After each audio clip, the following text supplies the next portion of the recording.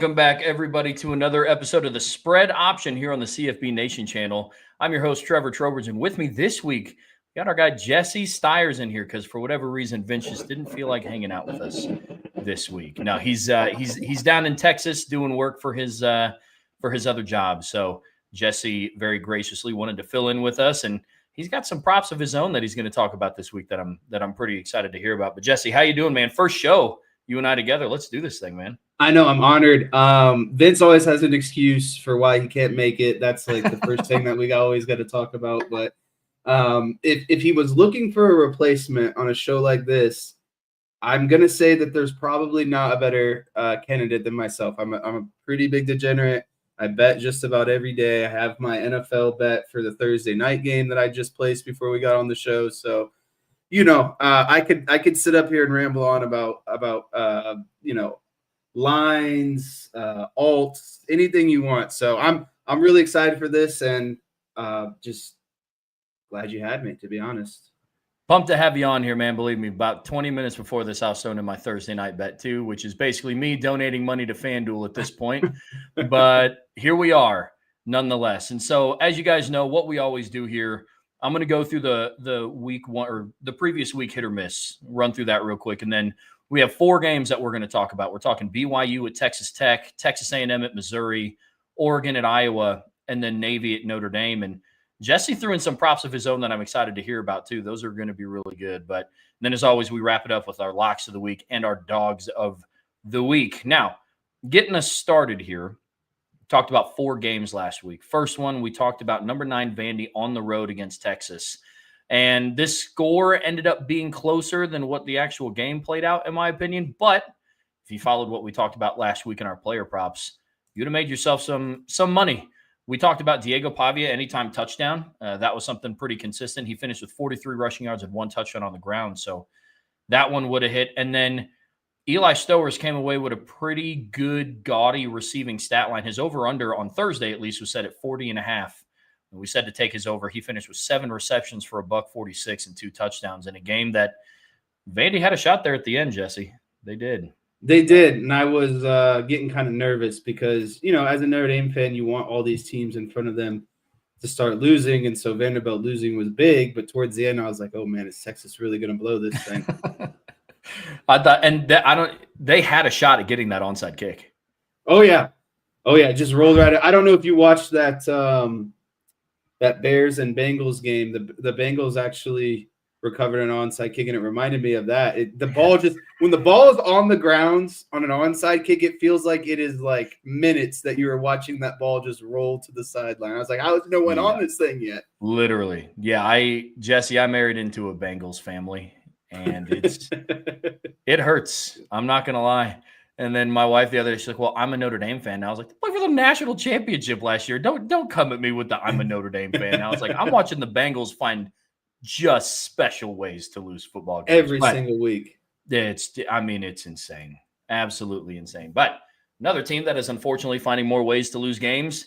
Penn State was on the road against number 1 Ohio State. Talked about 2 different player props in that one. First one we hit on, Katron Allen. His over-under was set at 49.5 rushing yards. He finished with 76 and a touchdown. And unfortunately, we also, per my bad advice, I said to take Julian Saints under 253.5 passing yards just because of what he had done against Power 4 opponents up to that point.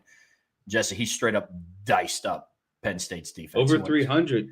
Yeah, 20 of 23 for 316 yards. So I doubt Julian Saint is an avid listener of the spread option, but if he is, he heard me talking about to take his under. And that definitely didn't hit. That wasn't great. Did you hear about Donovan Mitchell last night? He was getting heckled on 2K. He plays 2K. He was getting heckled by a kid before the game, and the kid kept telling him he was washed up. He was no good. And so Donovan Mitchell dropped a 46-piece. I think that's what Julian Saint is going to do. He's going to listen to this show and drop 400 yards just for you. Okay, well, you're welcome, Buckeye Nation, because I helped out there with Julian Saint's stat line.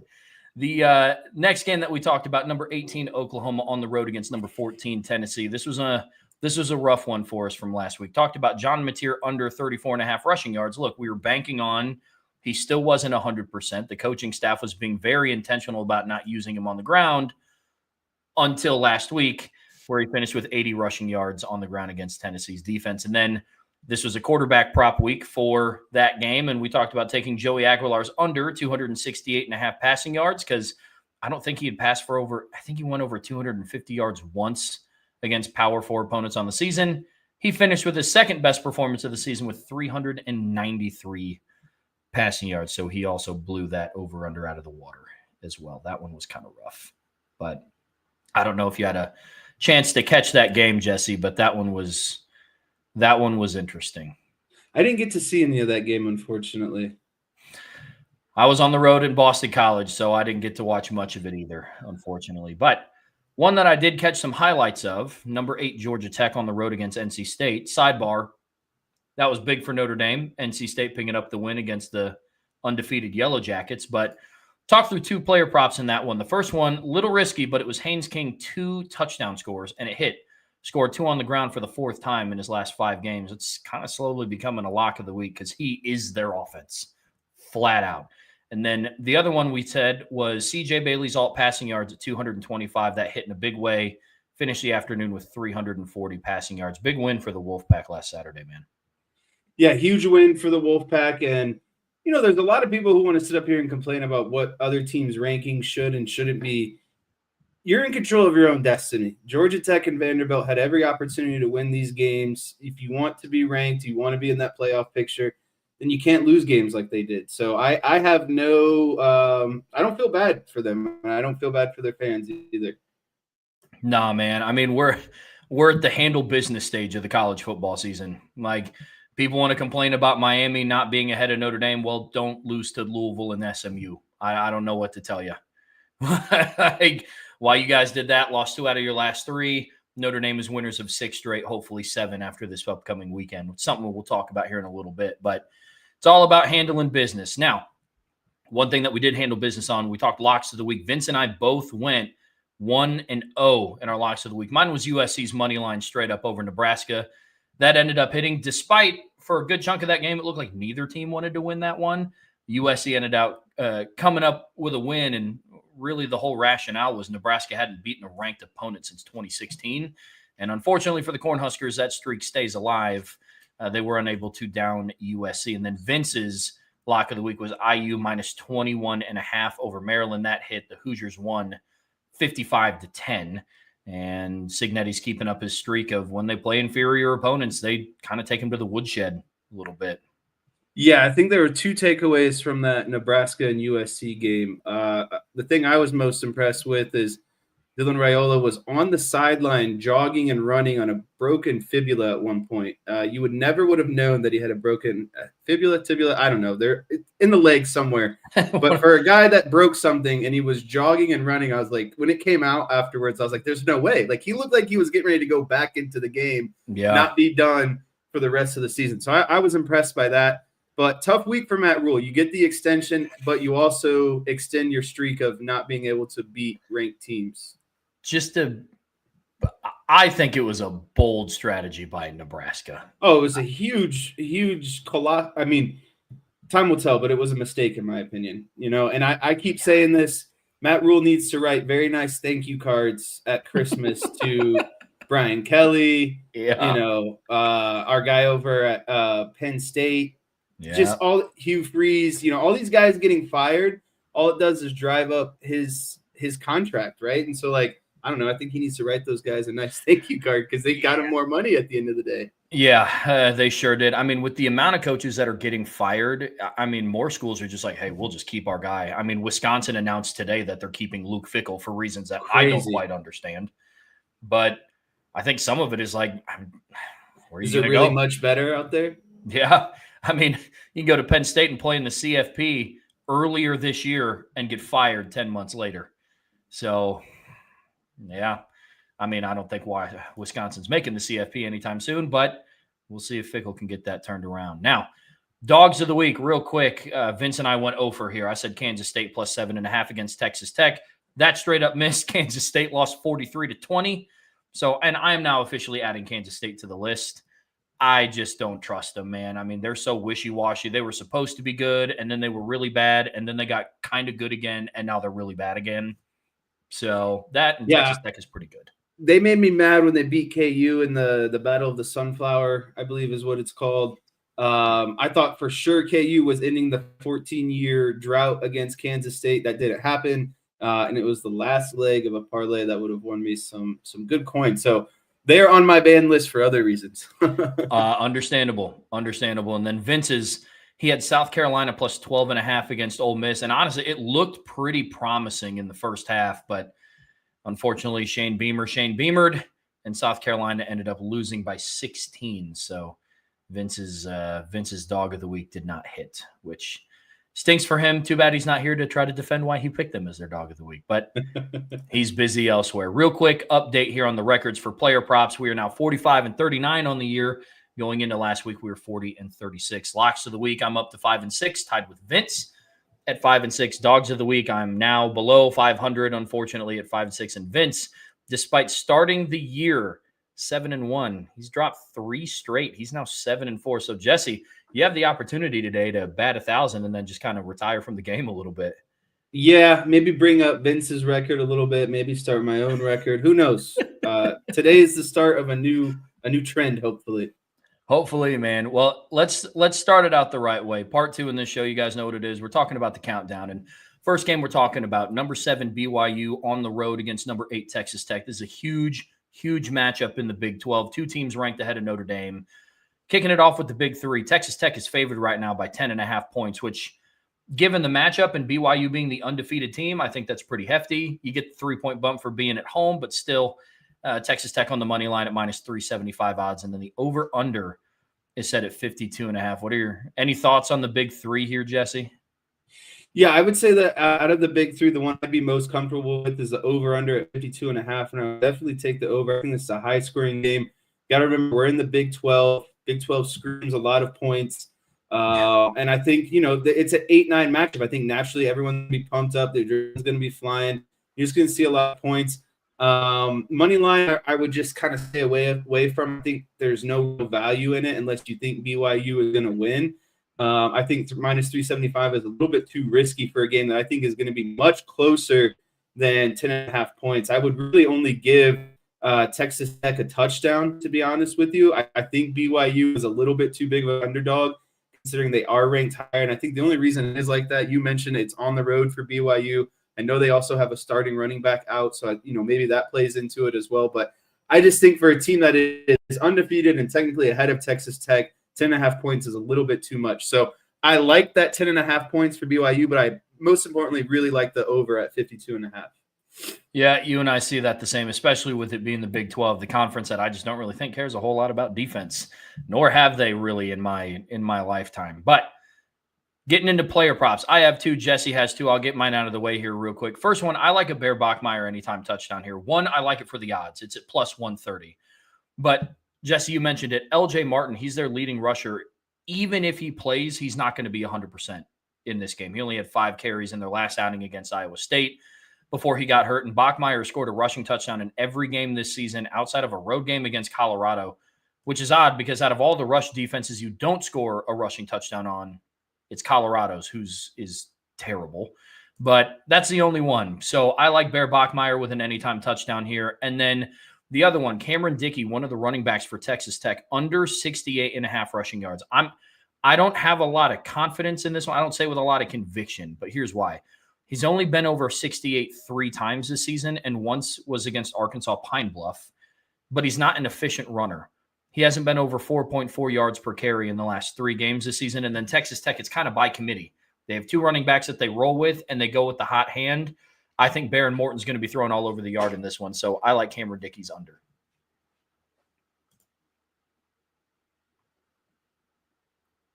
Ooh, hold on, Jesse. I can't hear you. I don't know what's happening. Oh, I double muted myself. Sorry. No worries. I like yours. I definitely want to go with the Bear Bachmeier touchdown. I probably would have said it myself, but I didn't want to double up. I wanted to get creative and kind of come up with my own here. So I'm going to go with Caleb Douglas, Texas Tech wide receiver, to go over 65.5 receiving yards. Again, I'm anticipating a high-scoring game, and I think to me that means Texas Tech is going to have to throw the ball. What makes this even more appealing to me, in his last 5 games, he's had 12 targets, 10 targets, 8 targets, 8 targets. and 11 targets. So the targets are going to be there, anticipating that high-scoring game. And so, for a wide receiver like that, 65.5 yards could really only come down to 3 or 4 catches when he's averaging close to 8-9 targets per game. So I really like that line. Yeah, I like that one a lot too. What's the other one you got? The other one I have is Bear Bachmeier over 241.5 passing and rushing yards. He's averaging 303 in the last 5. He's hit this line in the last 5. And again, I'm anticipating a lot of offense. And if BYU's leading rusher isn't 100%, I just expect the ball to be in his hands a lot, right? So even if he's not passing the ball, pocket breaks down, he can scramble, get you a few more yards. I just think the whole offense is really going to run through him in a game where they're the dogs on the road. Yeah, I like that one a lot too. I really love combo, like passing plus rushing for quarterbacks, especially in college now. In the high games, right? Or sorry, the top matchups, because it's just your ballers are going to ball at the end of the day. Yep, 100%. Now, that being said, one of the things I'm staying away from is Bear Bachmeier's over-under rushing yards, but that's just rushing. I love the combo. I just don't know if he's going to get close to 40 rushing yards as a whole. Texas Tech has one of the better pass rushes in the country. And then, unfortunately, to the dismay of a lot of college football fans, especially bettors, sacks go against rushing yards against quarterbacks in college, which is really, really unfortunate. And then Texas Tech has one of the best edge rushers in the country, statistically. David Bailey's been a dude for them. He has 11.5 sacks in 9 games this year. The reason why I'm staying away from rushing specifically, Bachmeier very well could hit it. I'm just not willing to put money on it because of the potential sack yardage here. So it's one I'm staying away from. Oh, I always forget about that, Trevor. In the NFL, you don't have to worry about sack yards hurting your rushing yards. But in college, I don't know how I forget because I always got burned on that. But funny side note, I did take Lamar's rushing yards last week. Shouldn't have done it because he's coming off the injury. Yeah. He kneeled down the last 2 plays of the game, and I missed it because of those -2 yards on the kneel down. So very hurt. Very, very hurt. That hurts. Oh, that hurts. Yeah, sidebar, I don't think that kneel down should go against rushing yards either. I think that should strictly be a team rushing yard thing, but that's just me.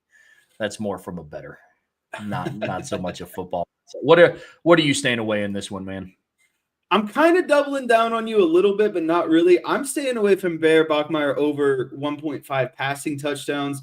He's only hit this 3 of 8 times this season, and one of those games was the home opener against Portland State. Trevor, you could probably go out there and throw 2 passing touchdowns against Portland State.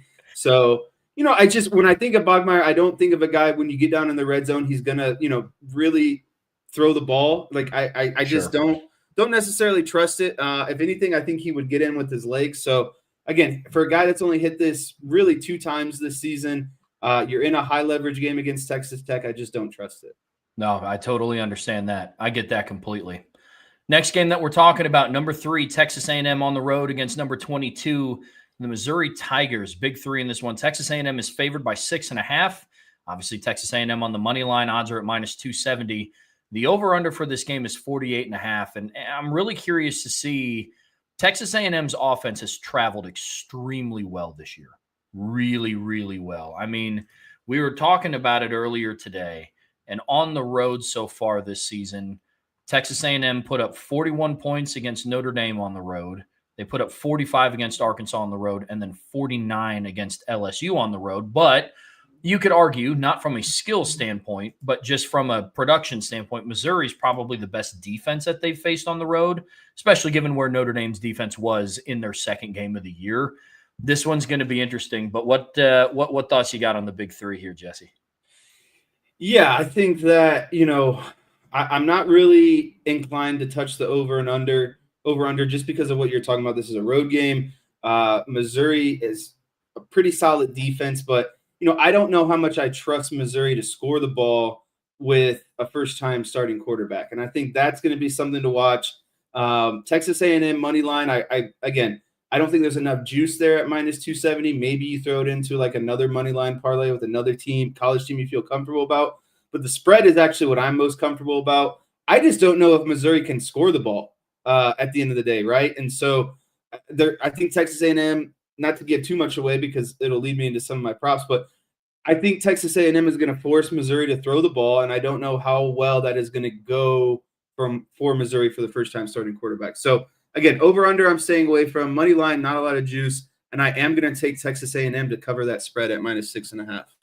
I like that a lot. You and I have the same thoughts on the over-under. I mean, Texas A&M could darn well put up 30 points and the over-under still not hit. They got a true freshman starting at quarterback for Missouri. So I'm with you there. Player props. Two I got Marcel Reed anytime touchdown. He scored 5 rushing touchdowns in their last 4 games, all against SEC defenses. Now, here's the thing. Texas A&M's offense is at their best when Marcel Reed is making plays with both his arm and with his legs. The one game that he didn't, he's been at least 30 yards rushing in every game this season, except for against Auburn. And they won that game 16-10 at home. So I like Marcel Reed making some plays with his legs here. I think he gets into the end zone. And then the next one, I like Ahmad Hardy's under 89.5 rushing yards. Texas A&M's defense has only allowed one rusher over 65 yards since they've entered SEC play, and that was the Washington kid from Arkansas. Wouldn't be surprised. Like I'm not going to be surprised on what Missouri's going to try to do on offense. They have a redshirt, or I think he's just a true freshman quarterback. A lot of talent, ways away from being that impact player. I think Mike Elko and the rest of that Texas A&M defense are going to try to load the box. I'm going to stick with his under here. Very nice. I'm going to go with, and I know this is kind of contradictory to what I was just saying, but I'm going to take Kevin Coleman Jr., the wide receiver from Missouri, over on the 49.5 receiving yards, just because Texas A&M is very good versus the run. He's averaging 70 on the year. He's hit this in his last 5 of 7 games.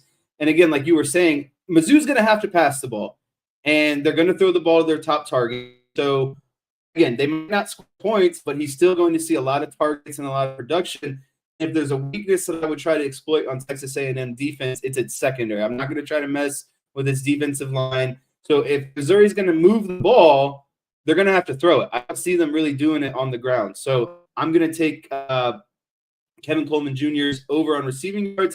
And then I'm also going to take Casey Concepcion's over at 50.5 receiving yards from Texas A&M. He's 6 of 8 on the season, averaging 68 per game, almost 20 more than what this line is. And I think most importantly is he's averaging 8 targets per game. And I think he's the most explosive wide receiver on the field. And again, Missouri, yes, they have a solid defense, but I expect Texas A&M to throw the ball in this game. I love the Kevin Coleman pick. I could very well see it being something like, you remember CJ Carr against USC threw for like 136 yards, but 60 of them went to Jordan Faison? Yes.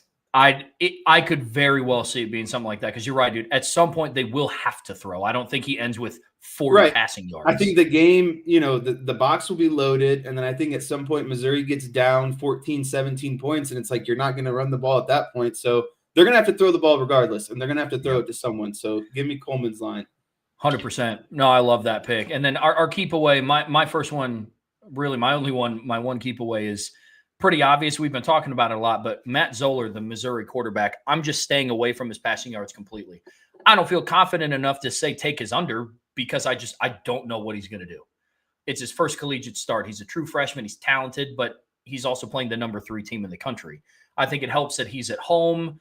He got his feet wet against Vanderbilt because he had to come in because of Bo Perbula's unfortunate injury, but I'm not touching it just because I have no idea what he's going to do. I think it's set at like 174.5 right now, his over-under. So I'm just not touching it, man. What about you? So this kind of seems like a double dip, but I am not going to touch Ahmad Hardy's rushing line at 90 yards. We've talked about this a lot. Mizzou has a first-time starting quarterback.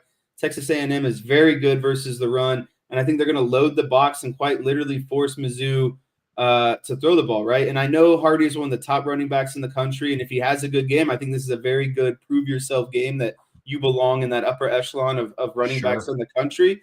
I just don't see it happening. Texas A&M has some dudes on the front. I think they're going to play very heavy boxes, and so, again, it might happen, but I'm not going to touch that line just because of where they're at quarterback and how good Texas A&M is against the run. I get it completely. Game number 3, we're switching over to the Big Ten. The number 9 Oregon Ducks on the road against the number 20 Iowa Hawkeyes. Big 3 here. Oregon is favored by 6.5. Oregon on the money line is minus 240. The over-under for this game, Jesse, is 42.5, which is, I get why. It's an Iowa defense. It's just weird seeing an Oregon game with an over-under set anything below 48.5. I think that's crazy. Yeah, I mean, in prior years, you could probably set 42.5 as just Oregon's over-under, right? But to see it as a total over-under is kind of crazy. But getting into the big three, I'm going to start to rock the boat here a little bit. I don't really want to mess with that over-under just because I don't know how the game is going to go. You were telling me earlier, too, there's some bad weather that's going to be inclement. I'm expecting some rain. I don't think that bodes well with a potential low over-under. So I'm going to stay away from that. But I really like Iowa to cover plus 6.5 in this game. I think playing at Iowa is tough. Weather conditions are tough. Iowa has a good defense. It's just going to be one of those crappy games. I wouldn't be surprised if Iowa pulls it out at the end of the day. I like it, man. I get it. We over on the Irish Breakdown podcast, Brian and I broke down this game for quite a bit this afternoon. It's definitely going to be a good one in the Big Ten. Jesse, walk me through some of your props in this one. What do you got? Yeah, so honestly, I didn't want to do props for this one because I do think it's just going to be a crapshoot. I don't know what's going to happen, but if there's something I do feel really good about, it's Kamari Moulton's over 53.5 rushing yards for Iowa.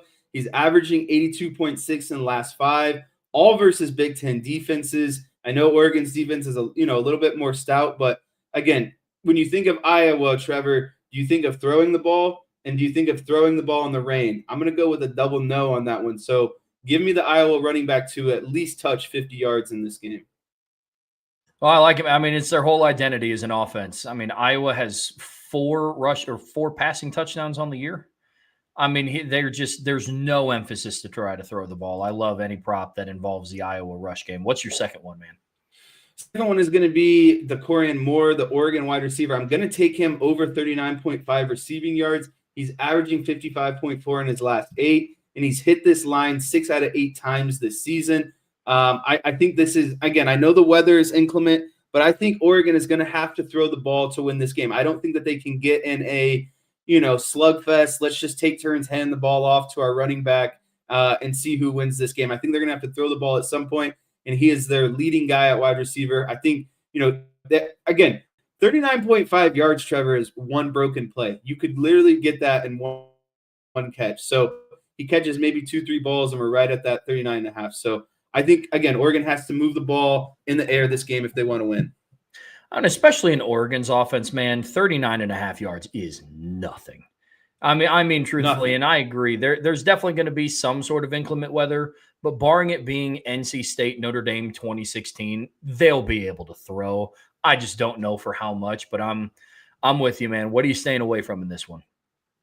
I'm actually going to stay away from Noah Whittington's rushing yards for Oregon, 50.5. Only hit this 3 of 5 in his last 5 games, 25 versus Penn State and 27 versus IU. Both really good run defense, and I think Iowa has a really good run defense as well. Oregon kind of has a running back by committee. Not committee, but they have 2 strong running backs. I just don't know who's going to get the ball. And like I just said, I think they're going to have to throw the ball to win this game. I don't think they want to get in a slugfest of just run the ball back and forth. And if you don't know who the hot hand is going to be for Oregon on a given day, I wouldn't mess with those rushing yards.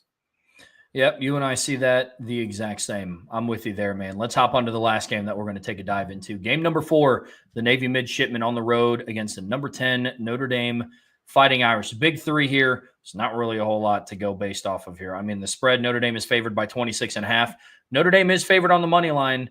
It's at minus 4,500 odds. So, Jesse, I pose this question to Vince every single week. If you and I go halvesies on this, and you and I pull together $30,000, we can win $600. So if you're down, we can try to make something shake here. If you just got 15K lying around, I don't have 15K around, and I would not risk it on just $300 of winning. Like, I would rather take 100 of that 15K and put it on Navy at a potential upset and get that money instead. Like, there's just Like, could you imagine placing a $30,000 bet just to win 600 and losing? Like, you would have to feel like I don't think I'd ever show my face again. I don't think my wife would let me outside of the house ever again. So yeah, No. there's no way. No, we'd have to get pretty comfortable on the couch. That's 100% for sure. That is for sure. Any thoughts on the over/under here? That one's interesting at 55.5. Yeah, so being a Notre Dame fan, the number one thing I will tell people is I never mess with the Notre Dame spread ever because I just feel like it's so volatile. You never know what's going to happen. The games that they should cover big, they make close. The games that are supposed to be close, they do well against the spread. I'm actually a big fan of under at 55.5 on the game. Notre Dame scored 51 points last year by themselves. I do think they're going to score a lot of points this year. And not to make all my Notre Dame friends and listeners nervous, but this game is going to be a lot closer this year. And I do think Navy is going to score some points. I don't think Navy is going to turn the ball over 6 times this year. I think Blake Horvath is determined to play better than what he did last year. I think the entire team is determined to play better than what they did last year. I think the lights were a little bit too bright for them. But again, I really love that over-under because I think Notre Dame could do it themselves. And as long as Navy, puts up a couple scores which they're bound to do when you play the triple option for freaking 4 quarters, you're bound to give up a touchdown or two. So I really like that over-under.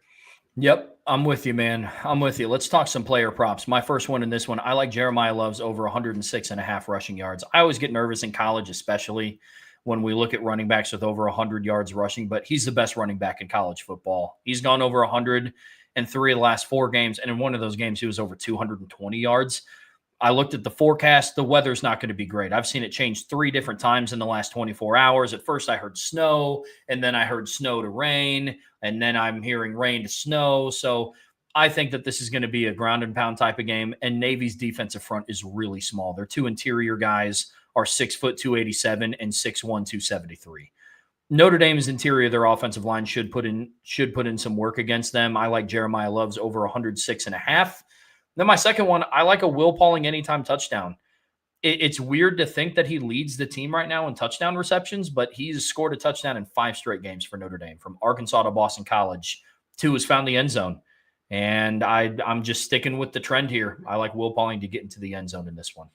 I like Will Pauling, especially with Greathouse's status being, up in the air, and he's missed the last few weeks. I really feel like Will Pauling is that veteran presence, that guy that CJ Carr really trusts in crunch time. So I think that's a great pick, but that's going to lead me into my 2. You went Jeremiah Love. I'm going to go Jadarian Price for a lot of the same reasons, weather inbound, small defensive front from Navy in terms of, just overall body mass. But most importantly, I think this is just a prove-it game for Jadarian Price, a get-right game, if we're being honest. And I'll even go so much to say I think he not only crushes his over at 73.5, I think he has his first 100-yard game of the season, Trevor. I think that's what we're kind of looking at. I think, the fumbles, he only had 12 yards last week against Boston College.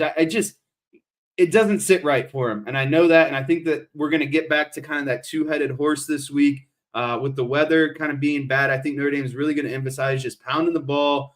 Might be the quickest game of the week, by the way, with Navy and Notre Dame running the ball. We might be out of here for a primetime game. We might be out of here pretty quick. But again, I think Jadarian Price is just going to be on a mean streak this week after the fumble, and he's going to not only crush his line, but get over 100 for the first time this season. All right, here's the crazy thing, man. I have Jeremiah Love over 100. Wouldn't surprise you if Jadarian Price goes over 100. It wouldn't surprise me if both of them did. If you want a nice little parlay, just combo both of them for 100 plus and a touchdown each, and you would probably be looking at least probably like plus 500, I'd guess. Probably. Yeah, but probably. My second big prop from this game, I love Blake Horvath over 182.5 passing and rushing yards.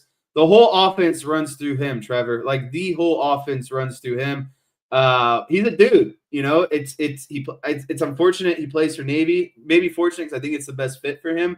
But he is going to be the QB no matter if they're winning, no matter if they're losing, or no matter if they're absolutely getting blown out. And he's going to touch the ball every play, right? And so I think that line is way too low for him. And I have some even more stats to back this up in a little bit. I like that a lot. I do. And I think you hit the nail on the head, man. Blake Horvath is a dude. I mean, he had He had 2 runs of over 50 yards last year against Notre Dame, and he had like a broken thumb. Yeah. They had 5 fumbles, and 2 or 3 of their fumbles was him just straight up dropping the football. Yeah. So to your point, like you said earlier, I don't see that happening again. Blake Horvath is a certified dude. I mean, it's crazy to think that I would argue, a top 5 quarterback on Notre Dame's schedule that they face as far as opponents go is on Navy. Blake Horvath is a dude. He is a certified dude. The thing that we are both staying away from, the line for CJ Carr's over under passing touchdowns is 2.5. He's thrown for over 2 passing touchdowns once this season, and it was against Arkansas. Line is set at 2.5. I think the weather's going to play a factor here. Now, look, one of the reasons why I'm staying away from it is it possible? Yeah, because Navy's pass defense is really bad. Really, really bad.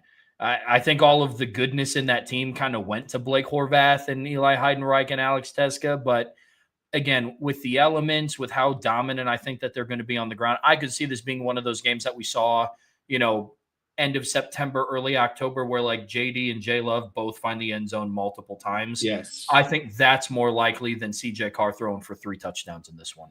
Trevor, you also have to remember at the end of the day who the head coach of Marcus Freeman is. In a game where ball control is super important and Navy can hold the ball for a whole quarter potentially, you cannot turn the ball over. I know Marcus Freeman does not want to turn the ball over in this game.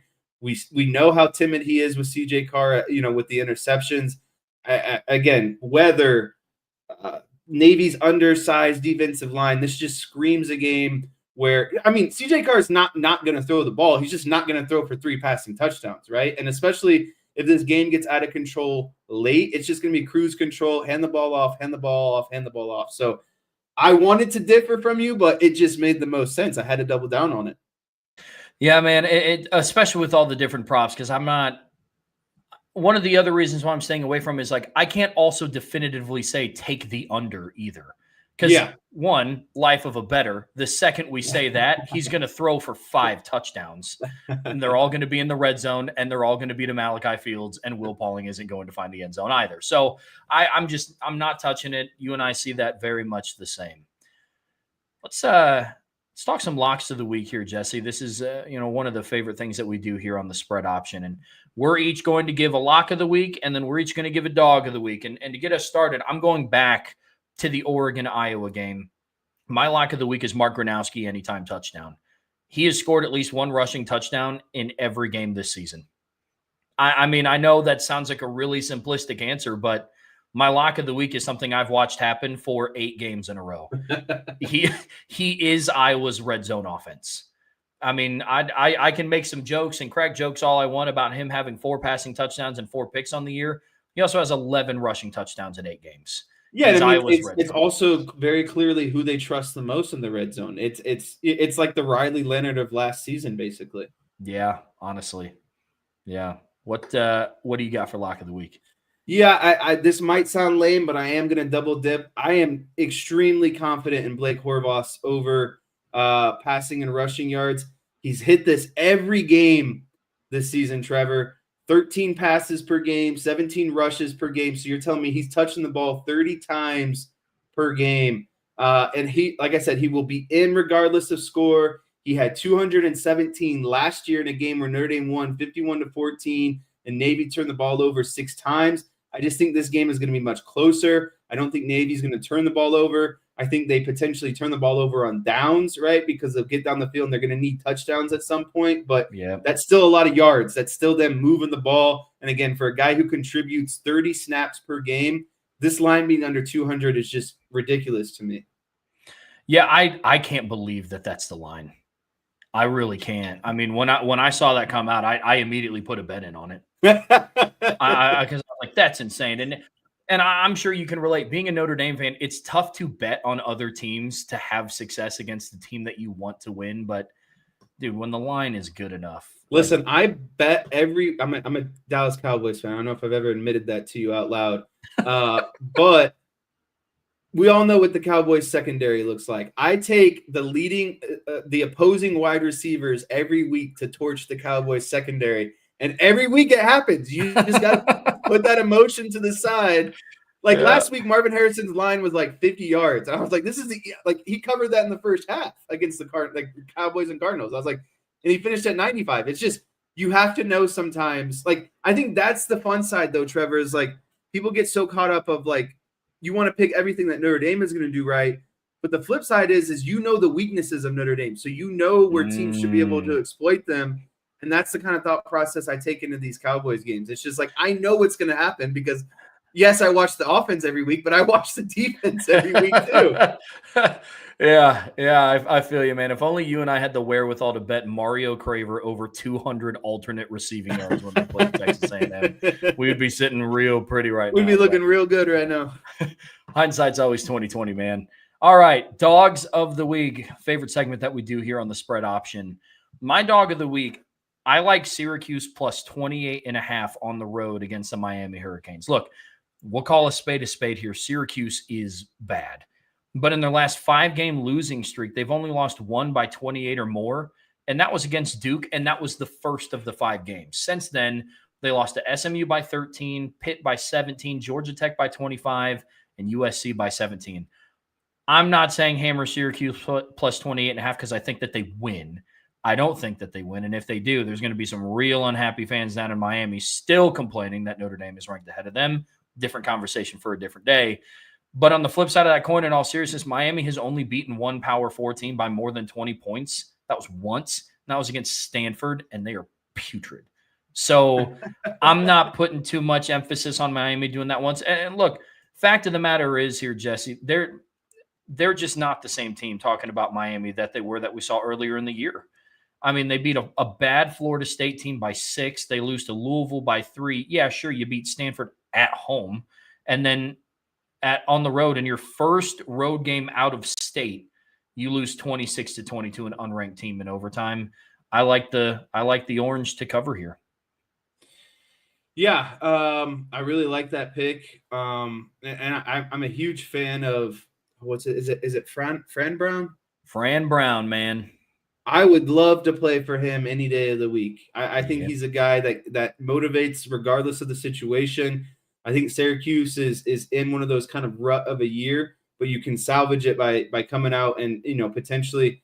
I mean, covering means nothing to them. They want to win the game, but I think it's going to be a competitive game. I guess is what I'm getting at. But leading to my dog of the week, I told everyone that I really like Iowa plus 6.5 against Oregon. I am going to double down on that. I'm going to say Iowa straight up money line over Oregon. I think they get this win against Oregon at home, sloppy game. This just plays into how they win games, Trevor. They have this voodoo dark magic around them. They'll block a punt. They'll get Oregon to like muff a punt. They'll get like a pick 6 or something.